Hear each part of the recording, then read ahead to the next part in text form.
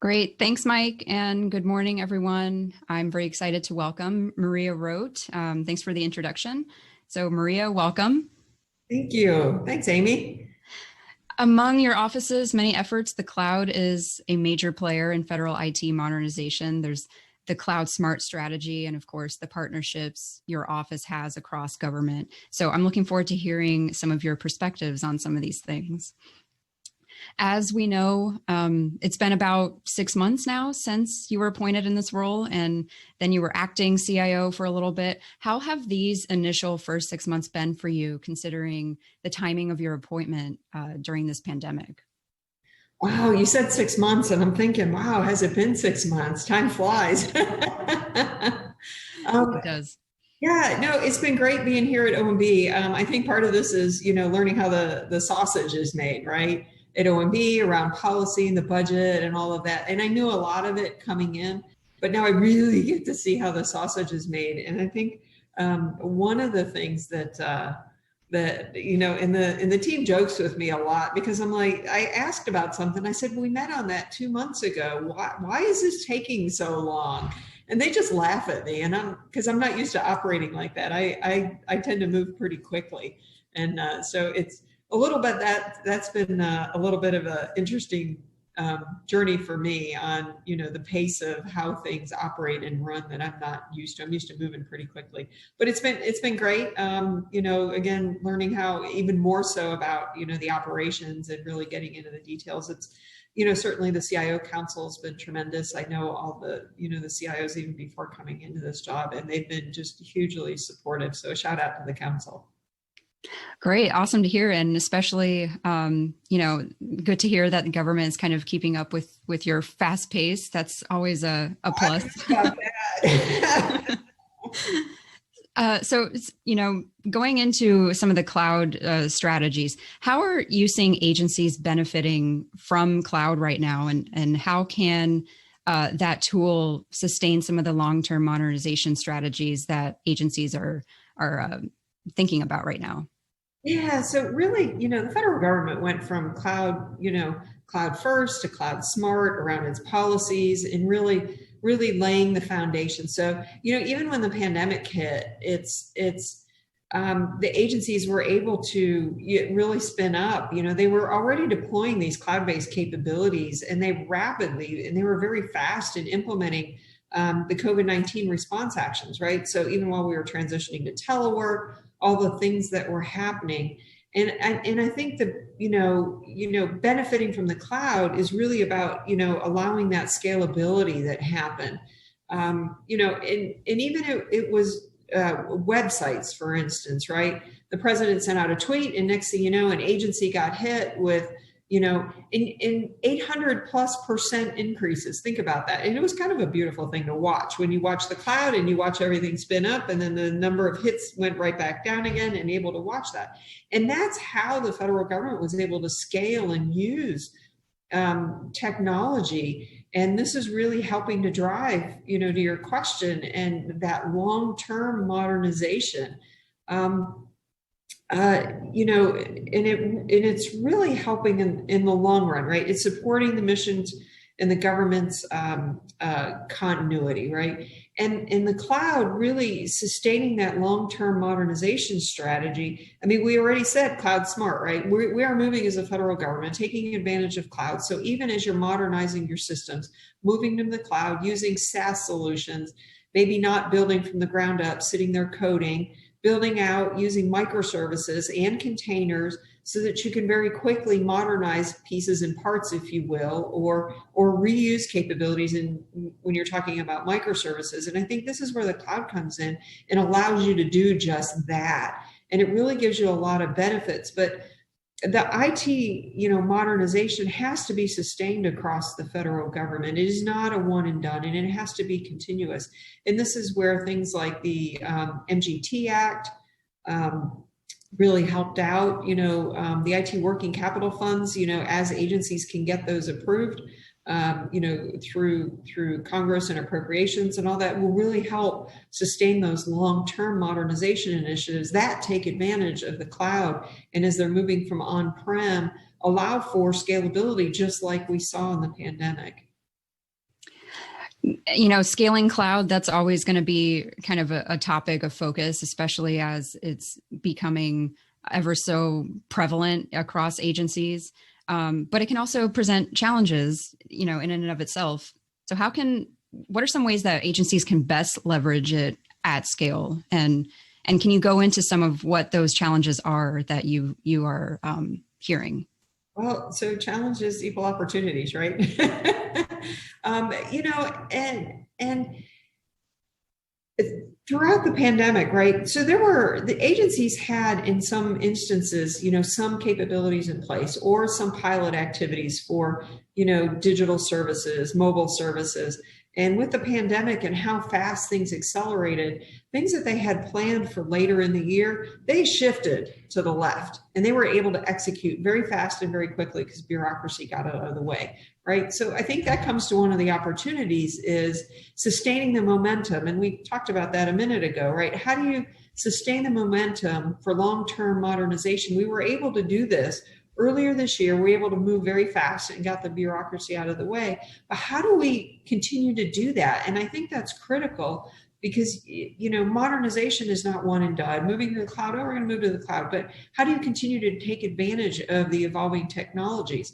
I saw firsthand where agencies had roadmaps in place, they had agile process in place, and they drew on all of those capabilities to really grow and use those microservices to really build out new services and meet the new mission requirements of the pandemic. And I think we're going to continue to see that because as we're continuing to move, right, it's digital first, right? You build for digital. This is the environment we're in. And we have to continue to do that. And how do we move faster? Again, the pandemic highlighted how fast we can move. We need to sustain that momentum and we have to continue to drive innovation. You saw a lot of innovation coming out of the pandemic around technology, and some of it may not be innovation, right? The expansion of virtual desktops in the cloud. That's one example to replace buying hardware, right? So you didn't have to buy hardware. Rolling out virtual desktops so that people can use whatever computers they had. They're in a secure virtual desktop. They're able to connect to resources that they need. And again, the agency doesn't have to go out and buy expensive hardware for new or surge employees. And you can get people ramped up much more quickly. I think automation, agencies took advantage of automation, and there's more that can be done around this. To really reduce the time and energy on administrative activities, right? If nothing else, when the entire federal government moved to telework, what happened to the paper, right? And this was a shift. I mean, people might not think about this, but where agencies were wholly dependent on paper and moving paper around, all of a sudden, digital, the requirement for e-signatures has been around for a long time. What was really great about the pandemic? It forced electronic signatures. It forced the use of electronic signatures where people said, oh, I can't do that, or I'm not allowed to do this. Guess what? You're sitting at home, you don't have a printer, you can't scan, you can't do any of that, but there's always been the requirement for e-signatures. So I think that was one of the good things that came out of it. And I think, with automation comes machine learning and machine intelligence and, using AI for augmented decisions, really helping our workforce focus on some of the higher value, more complex things. And we're already seeing, tools with AI capabilities already built in, used across the federal government in science, engineering, modeling, simulation. We're seeing all of that already. And really taking advantage of the cloud to really expand on those capabilities and really think about what's in the realm of possible for the federal government as we're taking advantage of cloud and the scalability that it gives us. The pandemic, definitely, I think it's unlocked a lot across government, as far as why, doing things because that's the way they were always done. Why? It really allowed agencies to take a step back and kind of think through some of their strategies and, implement things that are necessary, not, because it's necessary, not because you can't do it or whatever. So, the pandemic has also driven this need for a cohesive approach to data. And obviously, we know the federal data strategy predates the pandemic. Where does the cloud fit into that data strategy? I know you had a huge presence in releasing that and now overseeing it. Yeah. So when you look at it, with data and then from, technology perspective, so the technology really gives us the ability to, aggregate that data, right? Far and wide, right? It gives us that ability. And throughout the pandemic, and we're continuing to see this today, the need for horizontal and vertical data sharing through multiple levels of government, right? So from agency to agency, the need to share information, share data, as well as vertically through states and locals to the federal government. Think about, the work HHS was doing, getting information from the states, from, medical treatment facilities, from across the board, and the amount of data that they had to, aggregate, sort through, figure out what was going on with COVID. So there's that vertical as well as the horizontal, and that's going to continue to grow. And I think, our investments in data, right? So we started the federal data strategy a couple years ago, right? And it's really, I think the work around that's been an accelerator for the response, right? Back to the sharing across mission spaces, mission partners, regardless of what that mission space is across the federal government. There's been some really good, I think, some proof points, across the mission spaces and how we can use data and technology in new ways and in better ways as we're looking to sharing. There still is a need, I think, for a faster path to maturing data sharing, right? Especially where data is frequently updated, incorporated into decision-making models.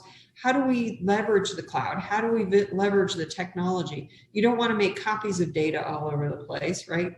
But how do we access the data where it lives, or if it's in the cloud or wherever it's in, to really help use that data to drive the decision-making? And I think, the interconnectivity of data between systems becomes table stakes, right? The demand for data is going to continue to increase more and more as people say, I need the data before I can make a decision, right? And using APIs to connect cloud-based systems is needed to share the information. And this gets to, improved operations, improved customer experience. And, we need to think through, we can share data, right? But what are those things that are in the way of us sharing data, right? Are there conflicting regulations? Are there conflicting policy, right? The cloud's a great enabler. We can share data, we can put in APIs, and we can do all kinds of stuff with it. But we need to make sure that we're looking at some of the challenges around, are there conflicting regulations around data? Any policy around data usage? Certainly sharing data, right? How do we share data across the federal government, right? We can do it technically. There's no blockers technically, but it really comes around policy and the usage of that data. And really, as we're maturing around our data sharing and how we use data for AI and other technologies, we really need to think through some of those implications around regulations and policy as well. So as we're leveraging data and putting it in the cloud, building out these huge data stores and data lakes, and really building out those capabilities, there's this other aspect of it that I think we need to think through around, like I said, the conflicting regulations or policies, things like that, privacy as well. Definitely, and the data strategy is a huge undertaking that both the CIO councils and the CDO councils are. Obviously, you have that partnership to tackle that together. Can you discuss how you guys are working together to incorporate some of the cloud strategies amid these ongoing data efforts that you mentioned? Yeah, we've got some work underway. So the agencies have, the 2020 action plan. So we're in Q4. The agencies have been doing a really good job on the action plans. All of that's publicly posted, so people can see what's going on with it. So the agencies have been doing a good job on the action plan. And what we're working on now is, okay, what's next with the action plan? And how do we continue to mature? There is so much good stuff I should, and there's really some great pockets of good things happening and how we're seeing data used, right? It's being placed in the cloud, how it's being used, around AI and machine learning. We've got pockets of that, but part of the federal data strategy, one of the key things is really bringing up the entire federal government on its maturity. And we have to keep doing that. And I think the year two, as we get into 2021, the action plans are going to continue bringing everybody up, even while we've got, a lot of very targeted activities and some really good stuff going on in different areas of the federal government. This is going to bring the federal government up as a whole. Great. So this next question is actually going to be touched on in a subsequent panel later this morning, but I wanted to get your kind of high-level perspective regarding security. We hear it's a twofold approach. There's securing the technology on one hand, and then there's the human element. So we will hear about this later, but from your view, how can capabilities like zero trust, how can they impact cloud strategies, amid these ongoing modernization efforts? Wow, prior to coming up here to OMB, we were actually rolling out, how we're getting to zero trust, right? Zero trust networking, so that people who are at home can log in and without backhauling all the way through a VPN, through the agency and back out to the internet to get to their cloud, to get to the cloud tools and the tools that they were using, right?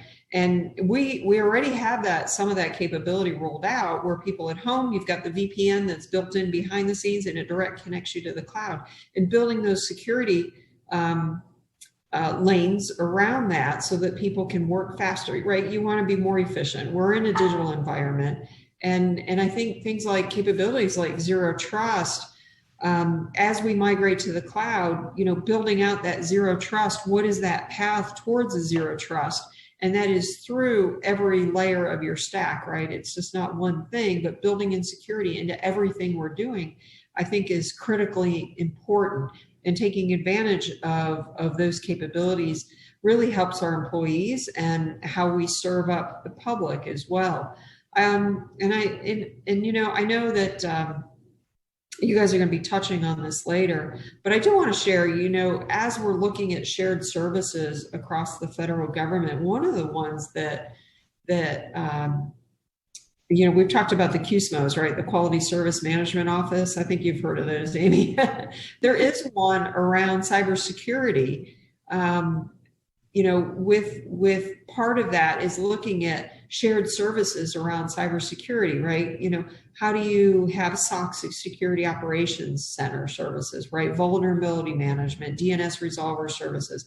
These are some of the things that get rolled out next year, but making sure that the level of standards and the services are being met on those capabilities and that it's consistent. So that's one of the roles of the cybersecurity QSMO, is to really make sure that there's a level set on that. And I think, not only across the federal government is it about the tools and technologies, right? Taking advantage of cloud, its capabilities. There's some amazing security tools out there with AI built in that really help our CISOs and our security, our security officers out there. But we need to make sure also that we've got the right people who understand the capabilities, that understand the cloud, understand security in a cloud environment, right? So whether it's around, spinning up servers in the cloud, spinning up VMs, whatever you're doing, that work that you understand, even in the application development, if you're in that, where security fits in there. And I think we have to continue to focus on the skill sets that have to have that visibility into the network and efficient operations just throughout the entire stack of what's being operated at the agencies. And at the agencies, centralizing those incident response activities is really important. And there's been a lot of really, really good work around that. And even as we're moving to the cloud and security and, digital first, right? And our customers expect that delivery to be quick, easy, secure, right? That's one of those things our customers expect. And really understanding the cloud capabilities and how you secure things all throughout the stack really gets to making sure that our customers can trust us from a security perspective. And I think the pandemic highlighted all the really good work that it's gone on for the last several years and the capabilities the government's got in place to really securely meet the needs of the American public. And I think we showed that. Great and fantastic to hear. And speaking of next year, how do you see, you mentioned this earlier already in a few points, but how do you see 2021 really shaping up as far as the ongoing data efforts and, of course, cloud first strategies, et cetera? How do you see the pandemic maybe impacting that? Really good. I mentioned that a lot of the barriers got out of the way, right? Some of the bureaucracy and things like that. And I want to see that continue in 21. I really want to see the modernization, that sustained long-term modernization. I want to see all of those kind of things continue, as well as, from the federal data strategy, I mentioned the next year's action plans. We have a CDO council now. And, the chairs, and they've started meeting, and there's a lot of really good stuff going on. The data community has always been pretty well connected. And by standing up the CDO council, it's just been amazing how they're coming together and working together. And I think we'll see with the action plans for 2021, I think we're going to see even more, just some big steps around data and maturity across the federal government. Fantastic. Well, we are out of time, but Maria, thank you so much for joining us. Great perspectives. And I will introduce now our next panel, led by my colleague, Fernanda Manzano. Thanks, Amy. Thanks again, Maria.